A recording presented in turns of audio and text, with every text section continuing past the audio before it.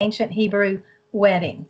And what I want to share today is how all of these feasts connect to the ancient Hebrew wedding. The theme that just weaves itself throughout each feast is very much parallel to how that wedding was implemented and carried out.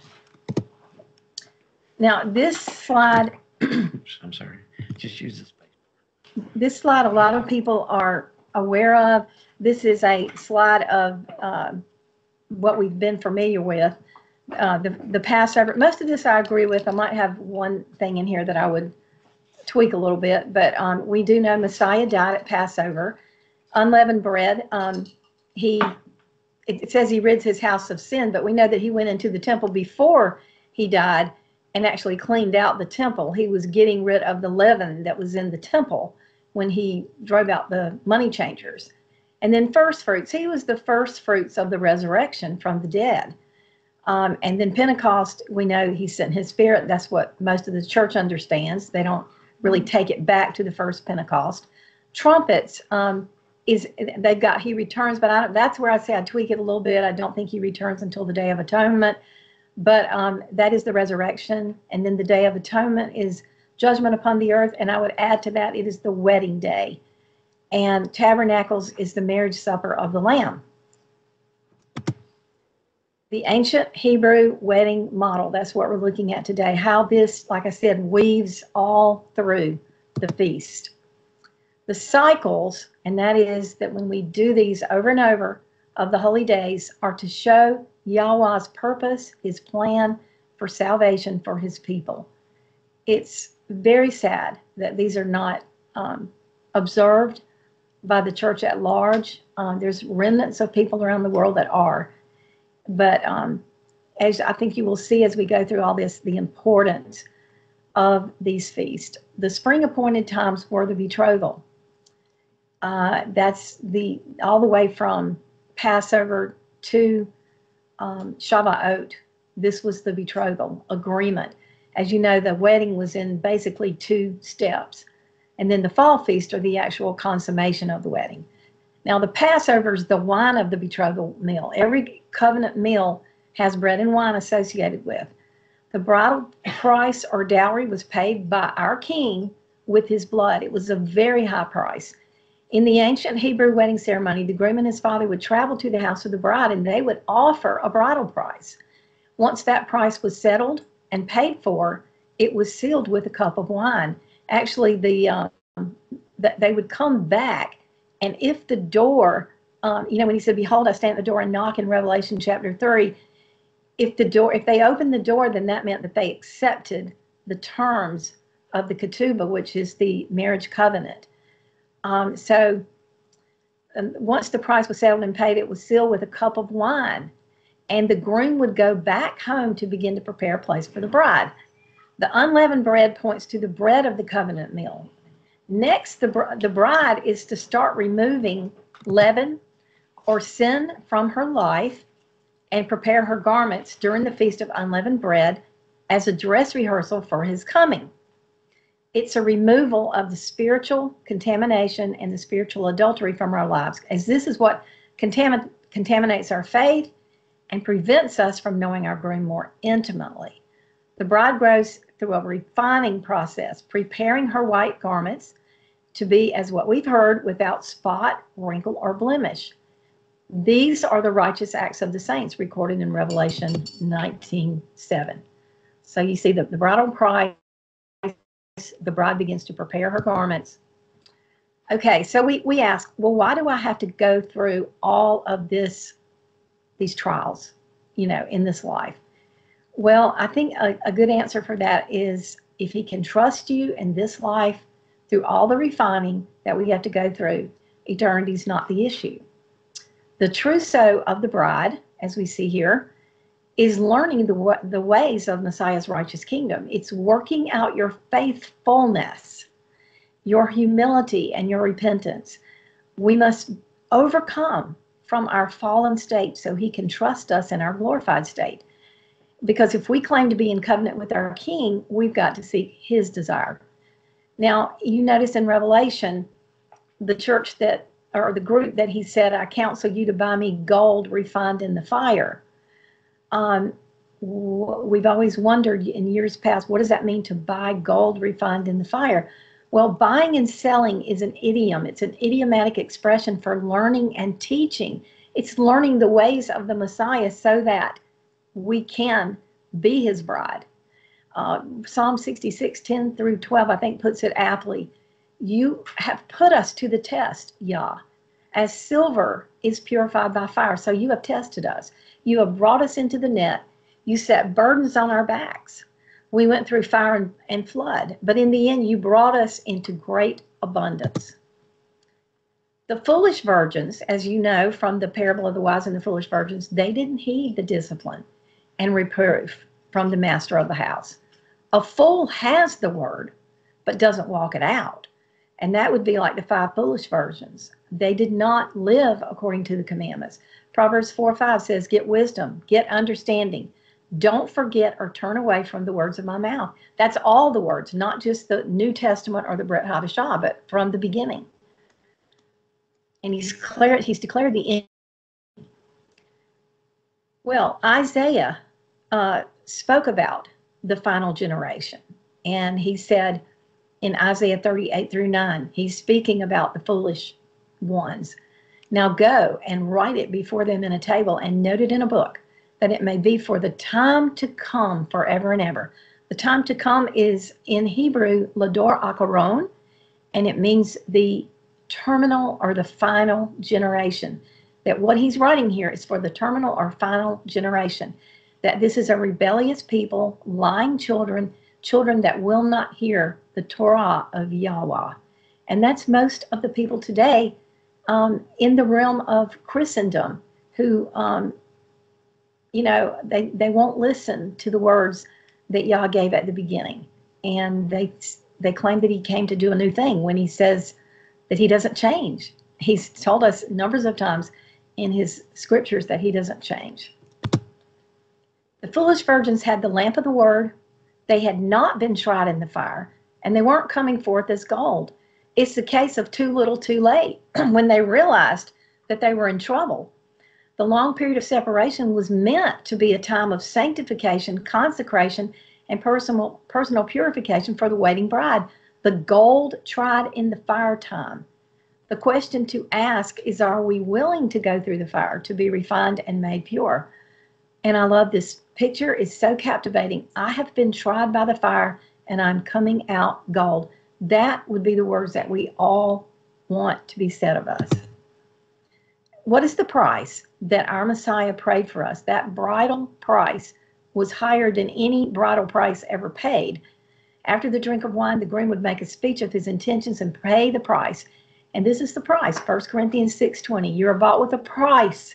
Therefore, glorify Yah in your body and in your spirit, which are Elohim's. And 1 Peter 1:18-19, for as much as you know that you were not redeemed with corruptible things as silver and gold from your vain conversation received by the tradition of your fathers, but with the precious blood of Messiah as a lamb without blemish and without spot. So our redemption is by his blood. Now, even on the cross, the words that he spoke, some of the words were bridal language words. And one of those to draw attention to is the last words he spoke. He said when he had received the drink, Yahushua said, it is finished. And with that, he bowed his head and gave up the spirit. Well, those words, it is finished, are very, very interesting because the Hebrew root, the Hebrew word for finished, shares the same root as the word for bride. Let me show you.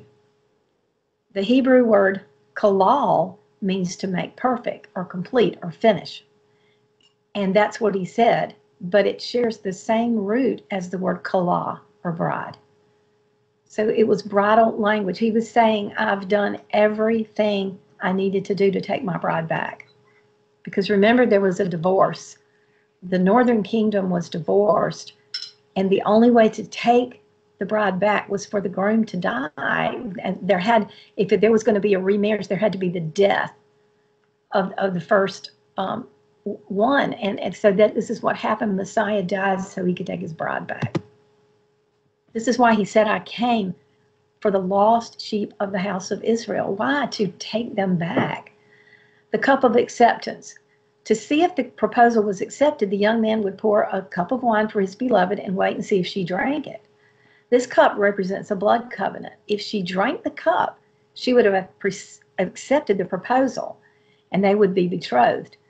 The young man would then give gifts to his beloved and then take his leave. The young woman would have to wait for him to return and collect her.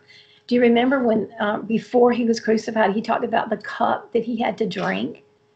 And then he said to his disciples, could you drink this cup with me? I mean, trying to help them understand that he was drinking a cup that mortal could not drink, mortal people.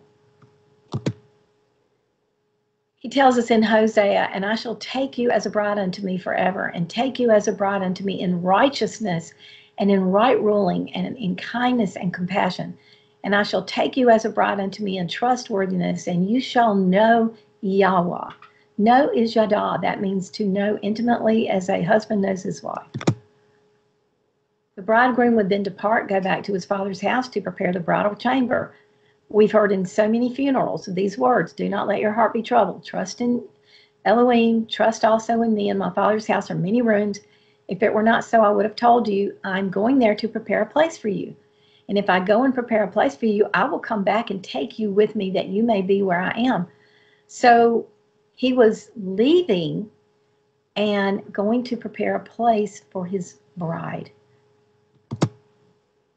And then he says, let us rejoice and be glad and give glory, for the marriage of the Lamb has come, and the wife has made herself ready. And to her it was granted to be arrayed in fine linen, clean and bright, for the fine linen is the righteous acts of the saints. We talked about that recently. The righteous acts of the saints are the works that do follow the bride. What are the sacrifices that we can give back as a bride? The sacrifices we offer for the feast are now spiritual, seen in 1 Peter 2, 4 through 5. It says, as you come to him, a living stone, rejected by men, but in the sight of Yah, chosen and precious. You yourselves, like living stones, are being built up in a spiritual house to be a holy priesthood, to offer spiritual sacrifices acceptable to Elohim through Yahushua HaMashiach. So our sacrifice is a spiritual sacrifice. What was done in the physical becomes spiritual. We've said before, we don't believe personally that there will be physical sacrifices in the millennial kingdom, because for the peaceable kingdom to come about, the animals would no longer be eating one another and killing one another. Psalm 50:14 says the same. Sacrifice a thank offering to Elohim and fulfill your vows to the Most High. The Feast of First Fruits. This is our acceptance. We said it's the first fruits of the resurrection. He was the first fruits to come up from the ground, but it's our acceptance as the groom accepts us and we accept him. Revelation 3:20 is an explanation of this. He says, behold, I stand at the door and knock. If any man hear my voice and open the door, I will come into him and sup with him and he with me. Dining in this verse is pointing to the wine and bread covenant. It's, again, bridal language. Leviticus 23 speaks of the same concept. He shall wave the sheaf before Yahweh to be accepted on your behalf. On the day after the Sabbath, the priest shall wave it. So this is an acceptance of the marriage conditions. They were betrothed. They were considered marriage, but the marriage had not been consummated. This was, again, in the spring feast. This was the beginning, the betrothal of the marriage. And it wasn't until Yom Kippur that the marriage would be consummated. At atonement, at one-ment, the Day of Atonement, at one-ment with our Creator. And what would they do? They would go out and take the first fruits of the sheaf that would come up, and they would wave them. This was the barley, and they would wave them. And this is what Yahushua did when he went before the Father. He was waved as the sheaf offering. Shavuot. At Shavuot, also reflects the ancient Hebrew wedding, because at this point there were gifts showered out upon the people, the bride, and the first one occurred on Mount Sinai when he gave the 10 words. It's 50 days after the Feast of First Fruits. The gifts are given. It's a token of his return, and at that point he's going to go back to his father's house and begin building a place. And so the gifts of the Spirit are there for the bride to learn about her groom and to mature into a spotless bride during that betrothal period, because she doesn't know the exact timing of his return. In the ancient Hebrew wedding, the groom would give gifts. These are called matot in the Hebrew, and he would say, "I will come back for you." During that betrothal period, the friend of the bride the groom, would go as a go-between for the bride and the groom. And this would be like John the Immerser. It's a typology of the Ruach, or the Holy Spirit. These gifts were a sign of the groom's commitment to his bride and a sign that he would return for her. We see two of these. The one at YHWH, the gift that he gave were the 10 words. He gave his commandments to his people that still stand today. It's the same day. YHWH is the Hebrew, Pentecost is the Greek, what we better know as in the Greek. And it's a 50-day period from first fruits. Two great works on this day: the giving of the word on Mount Sinai, and the giving of his Spirit when he poured out his gifts. And this took place in, it says, the upper room. It's actually in the temple. It says his house, and so it would be the upper. It would be the temple. The house was known as the temple. So his gifts that he gave to his bride would be righteousness, eternal life, grace, faith, wisdom, knowledge, healing, working, miracles, prophecy, discerning spirits, tongues, interpretations, helps, administrations.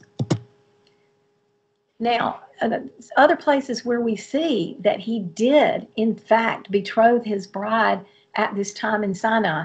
One is Jeremiah 3:14. It says, "Turn, O backsliding children," he's speaking to Yasharel, Israel, "saith Yahweh, for I am married to you." That's what he's saying. That's what happened on Mount Sinai. "And I will take you one of a city and two of a family, and I will bring you to Zion." And then he says, "Go and proclaim in the hearing of Jerusalem, I remember the devotion of your youth, how as a bride you loved me. As a bride you loved me, and followed me throughout the desert, through a land not sown." That's from Jeremiah 2:2. So he's again speaking of her as his bride. What happened at Mount Sinai was a betrothal. Isaiah 54:5, "For your husband is your maker." Think about that. The one who created you, whose name is Yahweh of hosts, Yasharel. Yasharel means the upright of Yah. Your Redeemer is the Holy One of Israel, who is called the Elohim in all the earth. Isaiah 54:5. Now, the synopsis of the fall feast, the three fall feasts that we haven't gone over, have not been fulfilled.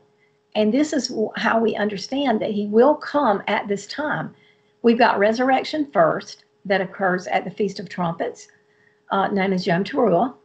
And then that's followed by the 10 days of awe, is the traditional name given by Judaism. And that's where the bride is being selected during those days, because everybody's not the bride.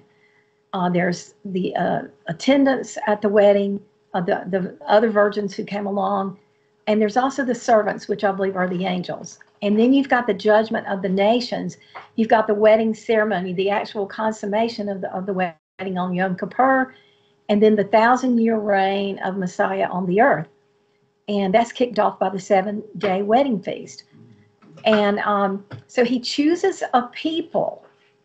And from that people, he chooses a remnant. And that would be the bride. And here's where we hear, who are these people? Jubilees. Jubilees is known as the Little Genesis. And it is, I believe, very valid. It's not in the canon that we have, I believe, because Israel made sure that it didn't get in even their canon years ago because of the controversy over the calendar, the true calendar. And so they cut out both Jubilees and Enoch. But there are more copies of this book of Jubilees than any other book found in the Dead Sea Scrolls. And Jubilees 2:20 says, "Behold, I will separate unto myself a people from among all the peoples." This is all the peoples of the earth. And how do we identify these people? They will guard the Shabbat, and I will sanctify myself as my people, and I will bless them. I will sanctify them unto myself as a people, and I will bless them. So they've got to be sanctified, and they've got to be keeping the Sabbath. That's the weekly Sabbath and the other Sabbaths. During these 10 days of awe, from the Feast of Trumpets to the Day of Atonement, known as Yom Kippur, I believe that's the time that those who do make the cut, that is, those that are spared, remember he says, pray that you will be counted worthy to escape all that's coming on this earth. I believe they will be taken up at that time. And again, not everyone will be the bride, but it's just good to have a seat there. Those that will be there will be good, because they will be spared from the wrath that's taking place on the earth. But they will have to, at that time, give account of every word and deed. And that will go on in the heavenlies, while on earth wrath is being poured out. And during Yom Kippur, we also know that the sin is laid on the goat and taken outside the camp, sent off into the wilderness. We talked about this before, that Messiah is both goats. He became the goat that was slaughtered, and then he became the goat that was sent away, that bore our sins. He's the sinless lamb that cleansed his own house. Isaiah 53. This is the forbidden chapter in Judaism. There's actually a ministry in Judaism that goes around Israel and asks the Jews, are you familiar with this chapter? Because they're not really allowed to recite this chapter or study it. But this is Yom Kippur language, and it says, surely he has borne our griefs, carried our sorrows. We did esteem him stricken, smitten of God, and afflicted.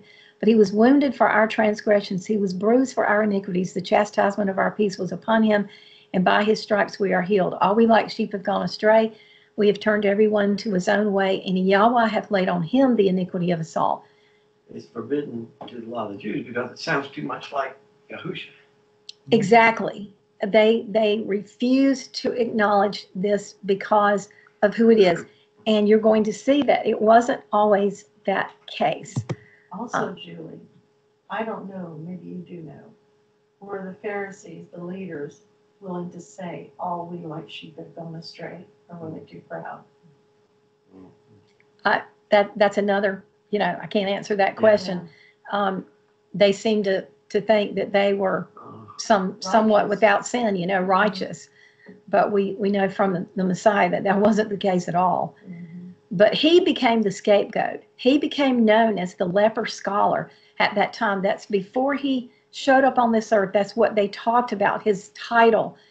And from that time all the way to his coming, there was never a record of anyone being healed of leprosy in Israel until he showed up.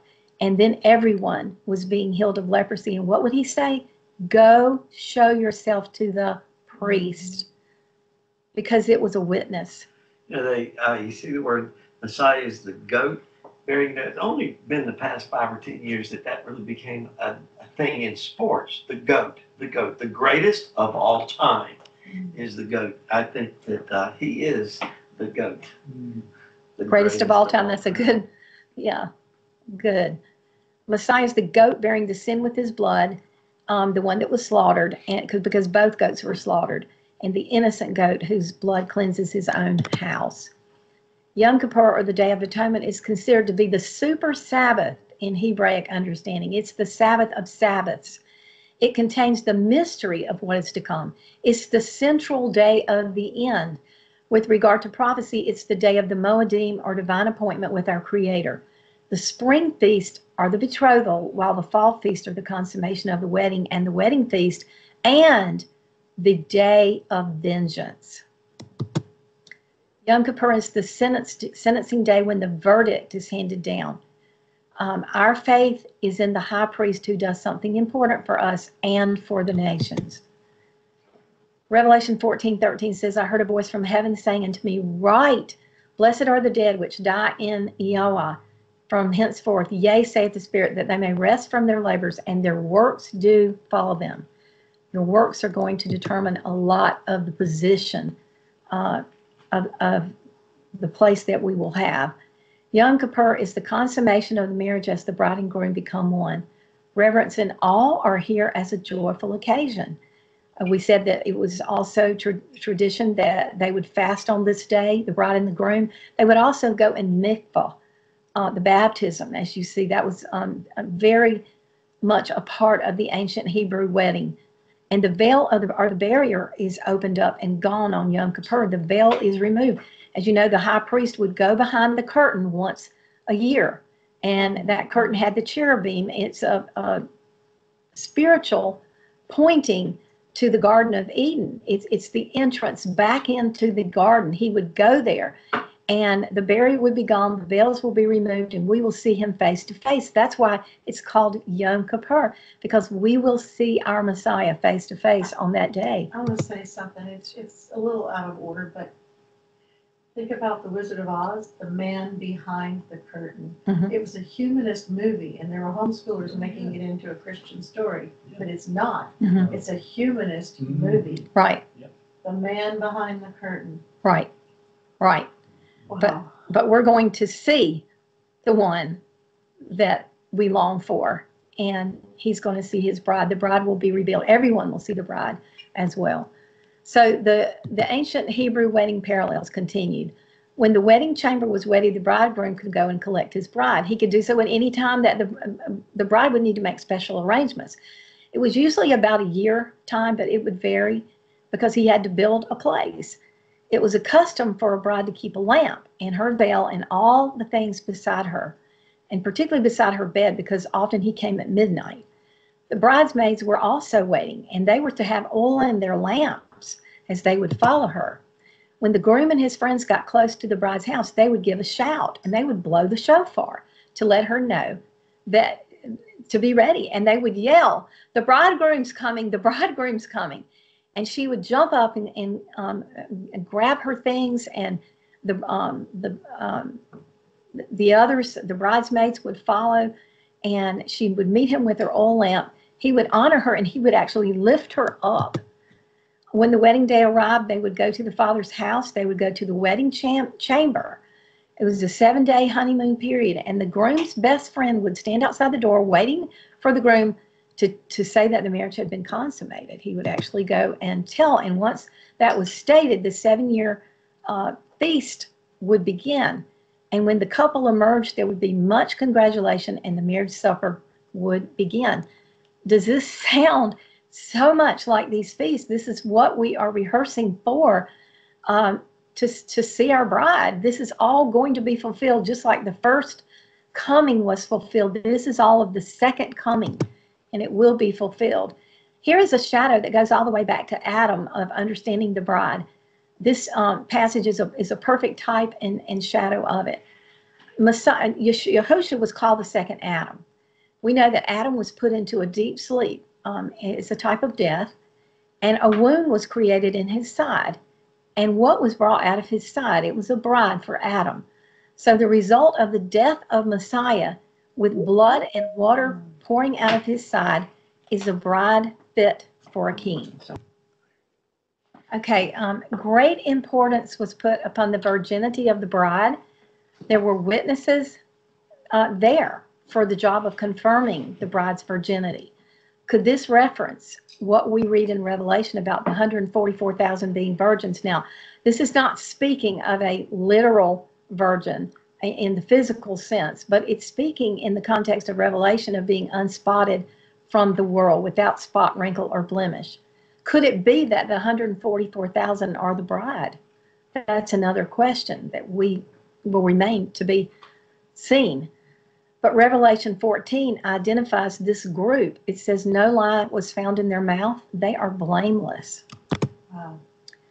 Blessed is he who comes. This is the marriage ceremony itself that would be before the wedding party. It would have a sacred procession. For this reason, the bridegroom, which we know as Yahushua, would be led to the huppah, which we see to the right, a picture of a type of huppah. When the bridegroom would approach the huppah, the cantor would chant, "Blessed is he who comes." Blessed is he who comes is an idiomatic expression meaning welcome. Yahushua said he would not return from his bride until these words were said. Remember. So the groom is greeted like a king under the chuppah. During that time, Yahushua the bridegroom will be crowned king under the chuppah. Now, how do you say veil? We said this is a face-to-face meeting. This is the at-one-ment. The wedding day is the Day of Atonement, Yom Kippur. How do you say veil in Greek? It's kalupsis. And how do you say take away the veil in Greek? It's apo. Apocalypsis or apocalypse. What is Revelation? The apocalypse or the unveiling of the Messiah so that we see him. So Yom Kippur is the day of the apocalypsis or the removing of the veil. It means in Greek apocalypse or the revealing or the taking away the veil. We're going to see Messiah face to face. And remember, Zechariah tells us they will look on him whom they have pierced, and they will mourn for him as one mourns for an only son. On Yom Kippur, he appears in the clouds of incense. On that day, he will appear in the clouds of heaven. And the Jews will come back to Yah at the end of the age. Yom Kippur is a shadow of that day. They will come back and confess their sins and return to Messiah. They will realize what has happened. And the nation of Israel will confess its sin. They will return to the land and to their king, King David or King Messiah.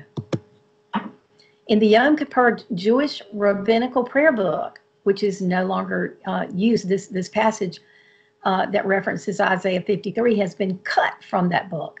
It reads, and this was read for many, many numbers of years until they cut it. It reads, "Our righteous Messiah has left us. We are horror-stricken. We have none to justify us. Our sins and the yoke of our transgressions he carries, who is wounded because of our sins. He carries on his shoulders the burden of our sins. We will find forgiveness for our iniquities. By his stripes we shall be healed." Like I said, in years past, this was read every Yom Kippur in the Jewish tradition. Why was it cut? Well, they don't want to recognize that this is too much like the Messiah that we know is Messiah. When Israel says, "Blessed is he who comes in the name of Yahweh," the whole world will be blessed. Yom Kippur has a link in the Hebrew wedding tradition, and sometimes in that tradition, the bride and groom fast and wear white. The bride's veil is removed, just as the veil is removed at Yom Kippur. The apocalypse is the removing of the veil. That's in Revelation, we see over and over again, much of Revelation is a Yom Kippur event, has links to Yom Kippur. In Revelation, the bride has made herself ready and the bridegroom comes. The book of Revelation is the revealing of the Messiah, a Yom Kippur event, and the judgment on the nations. The Feast of Tabernacles, or Sukkot, is the wedding feast.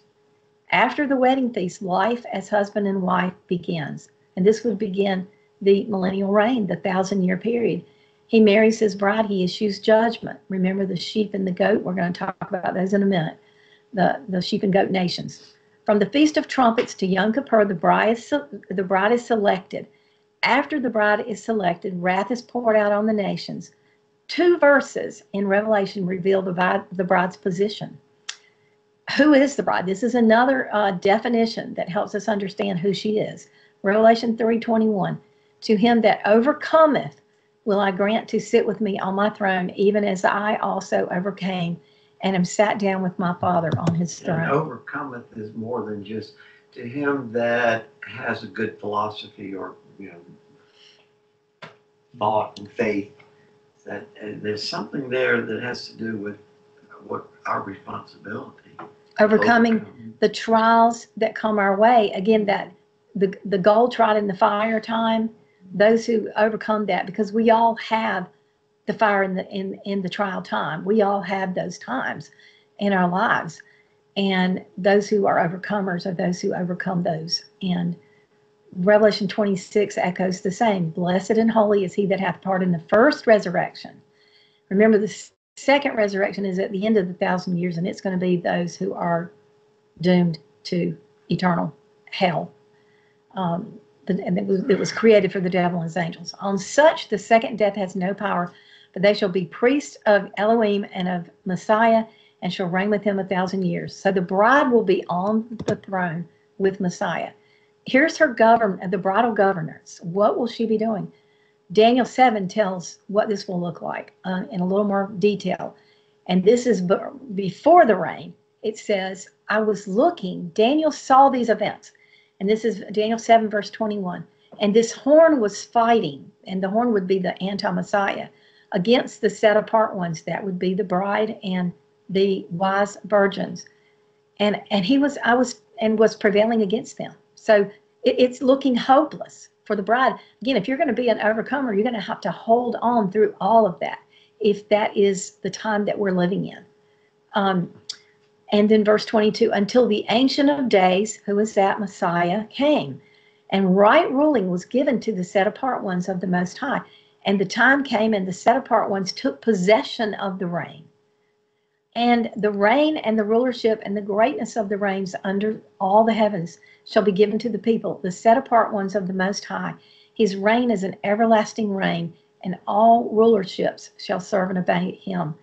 So Israel shall become the head, not the tail, of all the nations of the earth. Isaiah 62, he says, for Zion's sake, I will not keep silent. For Jerusalem's sake, I will not remain quiet, till her vindication shines out like the dawn, her salvation like a blazing torch. The nations will see your vindication, and all the kings your glory. You will be called by a new name that the mouth of Yahweh will bestow. You will be a crown of splendor in Yahweh's hand, a royal diadem in the hand of your Elohim. This is speaking of the bride. No longer will they call you deserted or your name desolate, but you will be called Hephzibah. And you remember some of these terms came from where he, not my people, lo ami, and forsaken. And it says, but you will be called Hephzibah, and your land Beulah. Beulah. Hephzibah means my married. delight is in her, and Beulah means married. I usually share this scripture before my quartet sings Beulah land, because people think Beulah land, that's just another name for heaven. And I ask the people, what does marriage have to do with heaven? And it's like, hello, that's where the wedding supper of the Lamb takes place. Well, and the land is part of the gift to the bride. Yahweh will take delight in you, and your land will be married. It's part of the gift. And as a young man marries a young woman, so will your builder marry you. As a bridegroom rejoices over his bride, so will your Elohim rejoice over you. Yahweh has proclaimed to the ends of the earth, say to the daughter of Zion, see your Savior comes. See, his reward is with him, and his recompense accompanies him.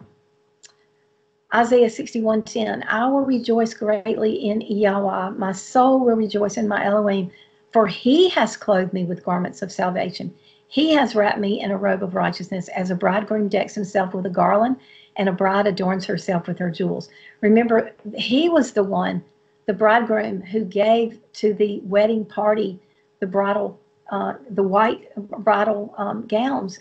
They were issued by the bridegroom. So these will be given to his people. And Revelation 19:7, let us rejoice and be glad and give glory to him, for the marriage of the Lamb has come, and the bride has made herself ready. Blessed are those who are invited to the wedding supper of the Lamb. And these are the true words of Elohim, Revelation 19:9.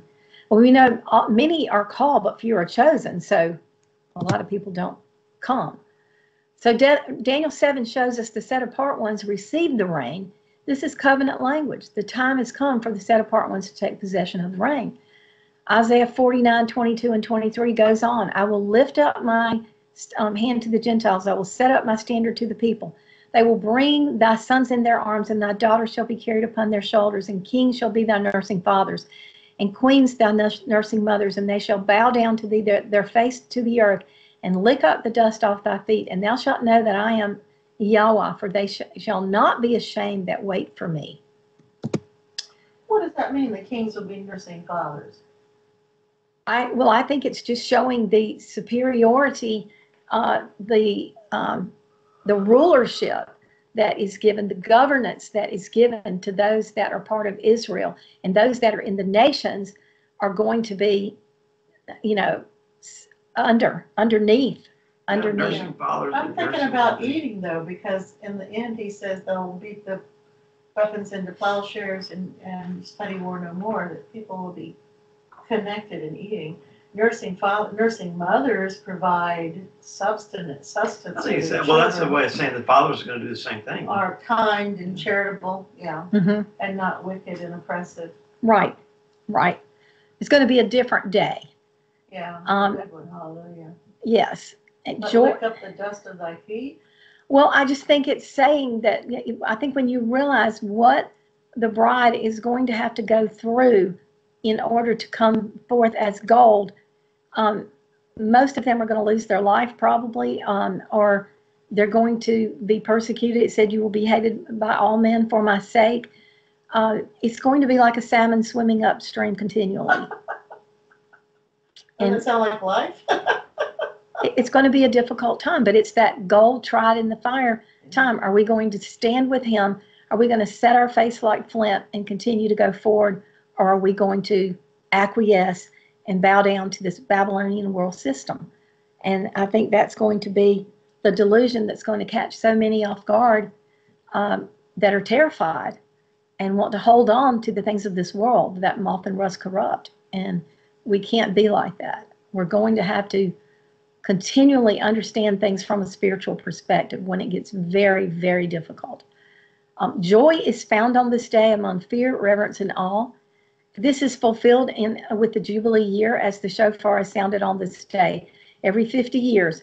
This, when we read Isaiah 61, the Spirit of the Lord is upon me. I think that might come up in a slide, but we know that could only be said in a Jubilee year, and it was read by Messiah as he began his ministry at his first coming. So we believe he is coming back the second time the same. On a Jubilee year, it's known as the Great Trump. Can I ask a question about Jubilee? And I should know this by now, I know. But there's one every 7 years and then another one on the 50th. Well, How do we distinguish them differently? Well, the one every 7 years is not a Jubilee. The Jubilee is every 50 years. You have a Shemitah year every 7 years. The Gentile churches call it. And that's where you let the land rest. Right. It is, the land is to rest, and Okay. there are many blessings from doing that. But the Jubilee year is the year of freedom. Of releasing the slaves. Of releasing, yes, releasing the captives. And so all of the people, who is this that comes from Basra? What does he go? He goes to destroy Esau and release his captives, because they're probably there in Petra, a lot of his people hiding. And Basra is the capital. It's known as Petra, and it is the capital of Edom, which is the people of Esau. So he's going to destroy the line of Esau. Is tied to the wrath of Elohim as the wicked are wiped out, and Yahushua treads the winepress in his fury. This is known as the great supper for the birds of heaven. Revelation 19:7 says, "And I saw an angel standing in the sun, and he cried with a loud voice, saying to the fowls that fly in the midst of the heaven, Come, gather yourselves together for the supper of the great Elohim, that you may eat the flesh of kings, the flesh of captains, the flesh of mighty men, the flesh of horses, and those that sit on them, and the flesh of all people, free and slave, both small and great." So we know there's going to be a huge slaughtering take place. It's the day of vengeance for the wicked and the year of recompense for his people. The year of recompense for the controversy of Zion. And our King, Messiah Yahushua, acts as what is called the Goel, or the avenger of blood. He's the kinsman redeemer for his people, Israel, but he is the avenger, the blood avenger, also for his people, because he avenges his people for the cause of Zion. And this is Jubilee language if we understand the ancient culture. He will come on a year of Jubilee. Now, there are people out here are saying the year of Jubilee is 2025. I cannot verify that. They're saying the next one after that would be 2075. We will just have to wait and see. But Isaiah 63 hails and really explains in greater detail what I just said. Who is this that comes from? Edom. Edom is Esau. This is Esau's people, with dyed garments from Basra. Basra is the capital of this place. Who that is glorious in his apparel, traveling in the greatness of his strength. I that speak righteousness, mighty to save. Wherefore art thou red in thine apparel, and thy garments like him that treadeth in the wine vat? I have trodden the winepress alone, and of the people there was none with me. For I will tread them in mine anger, and trample them in my fury, and their blood shall be sprinkled upon my garments, and I will stain all my raiment. For the day of vengeance is in my heart, and the year of my redeemed is come. Revelation 14 and 19 speak clearly about the treading of the winepress, of what's going to happen to those whose the saints' blood will be avenged. And these people are, he's going to make men scarcer than the gold of Ophir. Isaiah 34, it heralds the same. Come, hear, ye nations, to hear and hearken. Let the earth hear, all that is therein, the world and all the things that come forth of it. He's saying, everything listen. For the indignation of Yahweh is upon all nations, and his fury upon all their armies. He has utterly destroyed them. He hath delivered them to the slaughter. Their slain shall be cast out. Their stink shall come up out of their carcasses. Their mountains shall be melted with their blood. All the host of heaven will be dissolved. The heavens will be rolled together as a scroll. We see that in Revelation. All their hosts shall fall down as a leaf falls from the vine, and as a falling fig from the fig tree. For my sword shall be bathed in heaven. Behold, it will come down from Idumea, and upon the people of my curse to judgment. The sword of Yahweh is filled with the kidney of rams, was filled with blood, excuse me. It is made fat with fatness, and with the blood of lambs and goats, and with the fat of the kidney of rams. For Yahweh has made a sacrifice in Basra, and a great slaughter in the land of Idumea. And the unicorns shall come down with them, and the bullocks with the bulls, and their land shall be soaked with blood, and their dust made fat with fatness. For it is a day of Yahweh's vengeance. See it again. The day of his vengeance, the year of recompense for the controversy of Zion. So Israel's being redeemed on this Jubilee year, but the nations around the world are not. The Spirit of Yahweh is upon me. This is what I said he said when he first came on this earth, but he stopped short of the last part of this slide and the day of vengeance of our Elohim. Why? Because that's what he's going to do in the second coming. He's going to execute vengeance upon those that are destroying his people and the earth. Now, traditionally, it was the groom, I said, that provided the white garments to those in the wedding feast. Something has occurred between Yom Teruah and Yom Kippur for the bride to be dressed in white, because when he comes back, he's going to come with all those behind him, the angels, which I believe are the servants of the wedding, the bride, and the guest of the wedding, and they will all have white robes. And what does it say? Revelation 3:5. Who's wearing the white garments? He who overcomes shall be dressed in white robes. Revelation 19:7 and 8. Let us rejoice and be glad and rejoice and give praise, for the marriage of the Lamb has come. The wife has prepared herself, and to her it was given to be dressed in fine linen, clean and bright. And then Isaiah. I think we might have read this, but I'll read it again. I will rejoice in Yahweh, my being exalts in my Elohim, for he has put garments of deliverance on me. He's covered me with the robe of righteousness. As a bridegroom decks himself with ornaments, as a bride adorns herself with jewels. So we get the answer of who's going to wear the white linen. And this also is the connection to when we see all this day of vengeance, that man is going to be as scarce as the gold of Ophir. The judgment on the sheep and the goats becomes the seed pool for the millennial reign. So who can abide the day of his coming? Who may abide the day of his coming? Who's going to stand when he appears? He's like a refiner's fire and like fuller's soap. This is why the Day of Atonement is so important, because we want to go ahead and deal with our issues now so that we don't have to deal with them at that time, that we have repented and come before him with everything that we can. And he shall sit as a refiner and purifier of silver. He will purify the sons of Levi and purge them as gold and silver, that they may offer unto Yahweh an offering in righteousness. Malachi 3:2 and 3. Zephaniah speaks of who could be protected during this time. What are some of the characteristics of that group of people that will escape, that we would pray that we are counted worthy to escape all that's coming on this earth? And what does it say? Seek ye Yahweh, all ye meek of the earth, which have wrought his judgment. Seek righteousness What is righteousness? Seek righteousness. Seek meekness. It may be that you shall be hid in the day of Yahweh's language. Now, if you go back to the beginning verses, it says, you who do what he commands. So who's going to be hidden?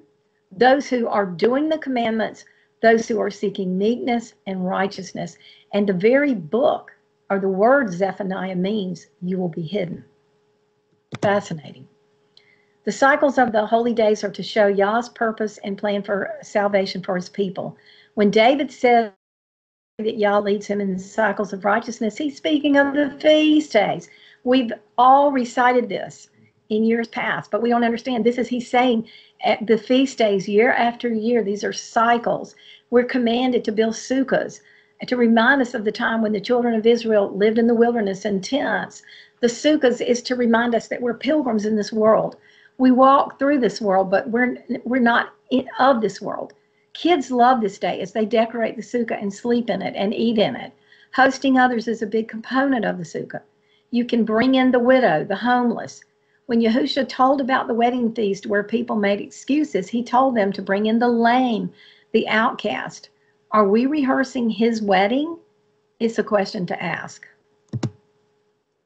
Now, the parable of the wedding feast. Remember, I'm not going to go read the whole parable, but he says it's likened to a king who made a marriage feast for his son, and he sent out invitations, and he said, come to the marriage feast. And they made every kind of excuse in the world for not being there. Now, we have the wedding feast starting this Wednesday. They made every excuse to not be there. And so what does he say at the end of this parable? Many are called, but few are chosen. And it also shows one showing up without the wedding clothing. Remember, you have to have the robe of righteousness, the white wedding garment. And he says, friend, how'd you come in here not wearing the wedding clothing? So he says, bind him, take him away, throw him into outer darkness. Outer darkness is not speaking of hell. It's outside of the wedding feast. That they would actually close the gates where you could not come in and you would be outside where the wrath is going to be taking place. They would not be allowed to come in to be a part. And weeping and grinding is actually an idiom just speaking of great sorrow and regret. That it's not meaning that you're in hell weeping and grinding your teeth, but the person is realizing that they really, really missed it. It would be ludicrous to miss the date of your wedding, but how many miss the dress rehearsals for the wedding feast?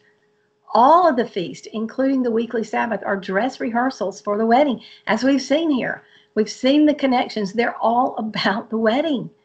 And so they're appointed times that are commanded if we want to be a part of his kingdom. He says here, and we just read this, your maker is your husband, Yahweh of hosts is his name, and the set apart one of Yasharel is your redeemer. He is called the Elohim of all the earth. The word Beulah means to marry. We just said that. King Messiah with his king bride, to marry, be Lord over and husband.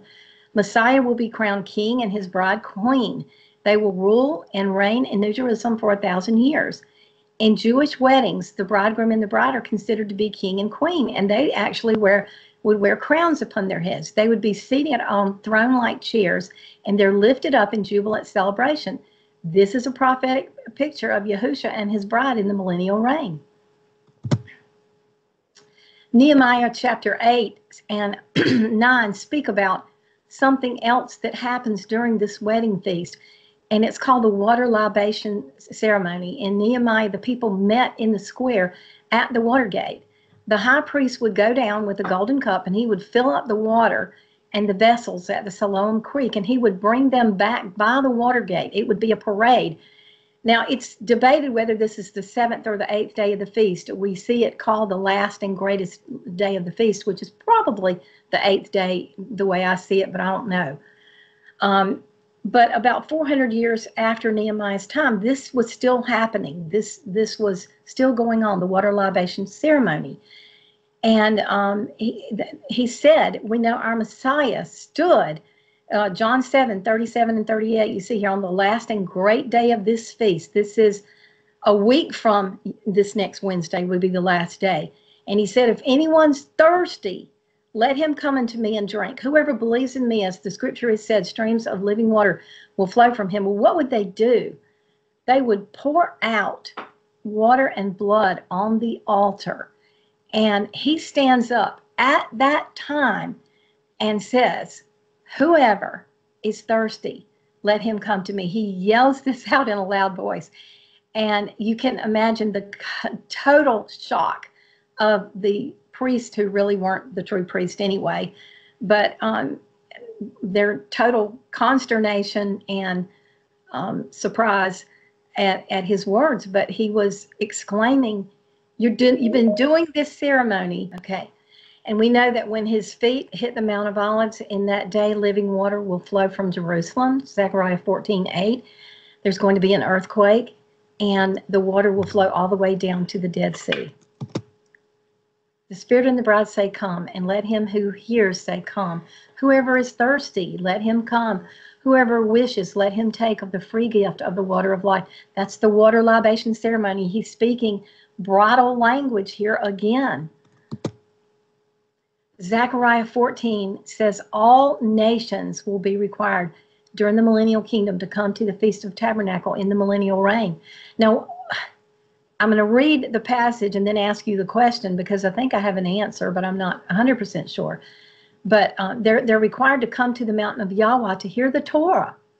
It's the wedding festival of the Lamb. Yearly, they're still going to celebrate it. We're tabernacles now, wandering on this earth in our frame and physical dwelling, which is called a tent. The real you is a soul, and we're clothed with a physical body. These festivals all scream the message of our Messiah. We must approach his festivals and his appointed times with a childlike heart, and he will reveal his secrets to us. Zechariah 14:16-20, and it will come about that everyone who's left of all the nations which came about against Jerusalem shall go up from year to year to worship the King, Yahweh of hosts, and they shall keep the Feast of Tabernacles. And it shall be that whichever of the families on earth do not come up to Jerusalem to worship the King, Yahweh of hosts, on them there shall be no rain. So why would the nations, the people in the nations, not want to come and worship him during this time? You've got a peaceable kingdom. It seems like everything would be good. Why would people not want to come? I would submit a thought that it could be their rejection of the bride, of his choice of who is chosen as the bride, and they don't want to come up. I don't know, but that's just a thought. I figure he's still putting sin under his feet. And that's well, that too. I'm inconvenienced. I don't want to do this. Right, because we see there's going to be a rebellion at the end of that 1,000 years. So sin, even though people will live almost 1,000 years, sin will still be in people's hearts to show that even under the best of circumstances, with Messiah ruling this earth, we still are in a fallen state, and we still have to choose him. Now, here's the summary of this fall Moedim, which has yet to be fulfilled. Well, there may be additional fulfillments to the spring feast, but they've mostly been fulfilled. We've got Yom Teruah, the resurrection. Right after that time, the bridal selection. You've got the treading of the winepress and the wedding day on Yom Kippur. The sheep and the goats judgment, where they're separated. And then you've got the wedding feast of the Lamb, the 7-day feast. And then the last great day, the millennial kingdom begins and then we go into eternity. You know, we don't know really what is beyond that. Can I ask a question again? Sure. The sheep and the goats judgment.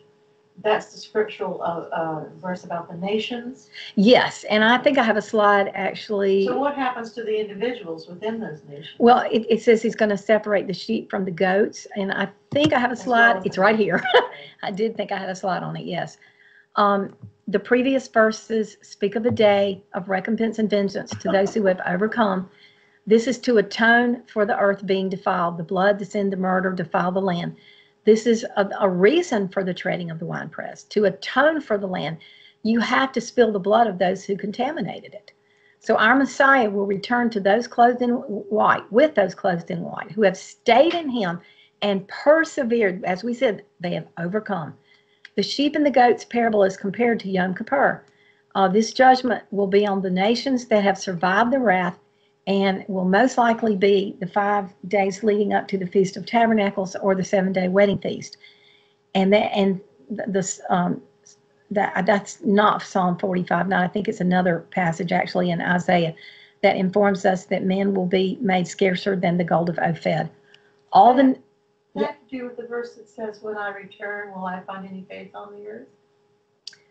Man is scarcer than the gold. Well, those men I think won't be, because what will be left are the sheep and the goat nations. But I think what that would say to me is most of the people that are believers are going to be slaughtered, because as we read in Daniel, there's not going to be many left. It says that the horn, who's the anti-Messiah, is going to be destroying his people and the earth. And people may not be people anymore. Well, that's true. You've got hybrids. You've got hybrids of people. So it says all the nations, this is the parable of the sheep and the goats. All the nations will be gathered before him. He will separate the people one from another as a shepherd separates the sheep from the goats. So the sheep maybe inherit the kingdom, but the goats will not. Okay, Isaiah. Can I say something? Yes. I know I'm talking about. I'm sorry. That's okay. There was something I once read, and maybe y'all have heard it too. The differences between raising sheep and goats. That sheep stay by their lambs, and when they see wolves, they cover them, they protect them. Goats, as soon as they hit the field, they separate from their kids. They go their way, and the kids go their way, and their kids are open to being eaten and hurt. And the goats do not run to the protection of the kids. Interesting. I thought that was very interesting. Very interesting. Very, very interesting. Thank you for sharing. Isaiah 24, this speaks about the devastation that is happening on the earth during this time.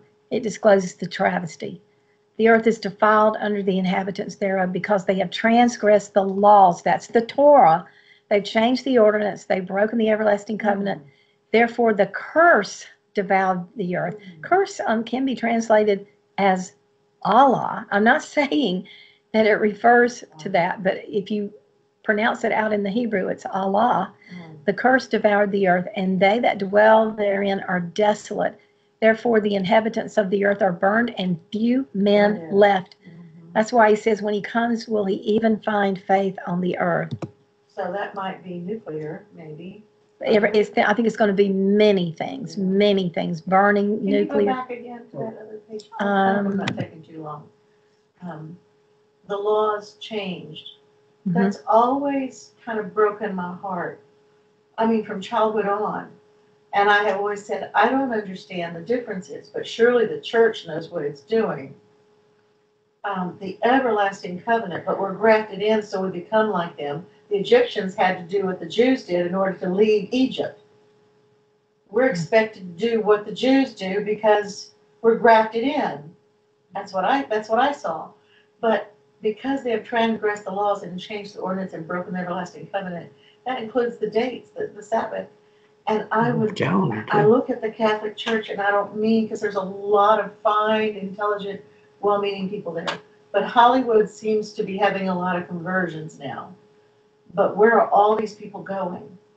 Into the Catholic Church, which in my opinion is probably going to lead the Antichrist, accompany him. Definitely will be a part. Definitely will be a part.